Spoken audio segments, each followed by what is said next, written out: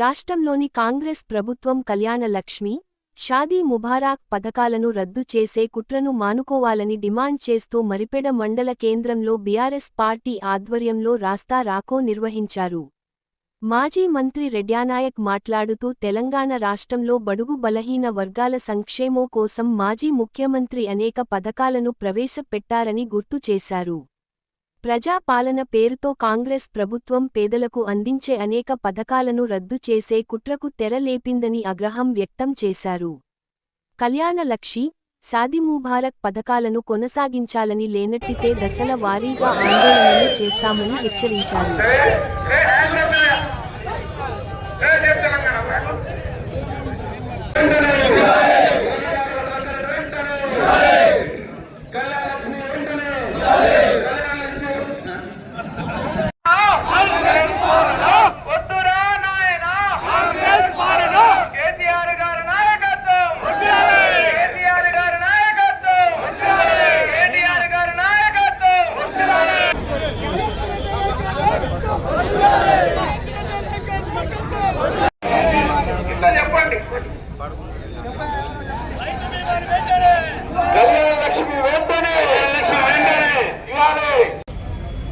ఇప్పుడు కేసీఆర్ గారు ప్రవేశపెట్టిన కళ్యాణ లక్ష్మి 1,116 ఇస్తున్నాం. దానికి తోడు కాంగ్రెస్ పార్టీ ఎన్నికల్లో తులం బంగారం కలిపి ఇస్తున్నాం. లక్షలాది మంది మహిళలు, పెళ్లి కావాల్సినటువంటి పడుచులు రేవంత్ రెడ్డి గారికి కాంగ్రెస్ పార్టీకి ఓటేసి అటువంటిది ఈరోజు ఏదో కోర్టు పేరు చెప్పి ఆ పథకాన్ని పక్కకు పడేయాలి. అది కనుక కంటిన్యూ చేస్తే ఇవ్వవలసి వస్తుంది, ఇవ్వని పేరు ఉంటుంది మాకు. కాబట్టి కోర్టులో కౌంటర్ వేయకుండా ఇవాళ దాన్ని మూసేసే కార్యక్రమం.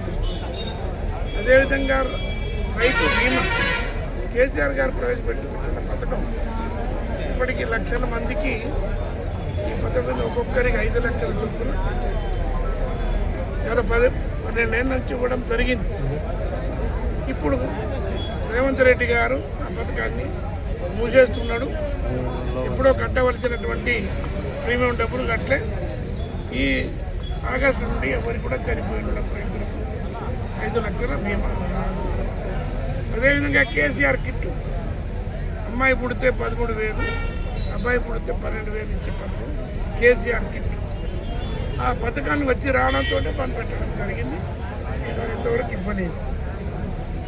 స్టూడెంట్స్, లక్షలాది మంది విద్యార్థులకు, ముఖ్యంగా వెనకబడ్డ వర్గాల పిల్లలకు, ఎస్సీ, ఎస్టీ, బీసీ, మైనార్టీ పిల్లలకు ఏదైతే ఫీజు రియంబర్స్మెంట్ ఉందో కాలేజీలో చదివే పిల్లలకు, అది గతంలో 20 ఏళ్ల నుంచి ప్రభుత్వాలు ఇస్తున్నాయి. ఎంతమంది ఉన్నాం, ఎంత డబ్బు ఉన్నా ఇస్తున్నాయి. ఈయన రేవంత్ రెడ్డి గారు ముఖ్యమంత్రి అయినప్పటి నుంచి రూపాయి రిలీజ్ చేయలేదు. కాలేజీ యాజమాన్యం పిల్లలకు ఆ డబ్బులు కట్టవచ్చు. ఈరోజు నిన్న ఏం చెప్పిండు, మన కాలంలో ఎక్కడ మేము అది ఇవ్వము అని చెప్పేసి.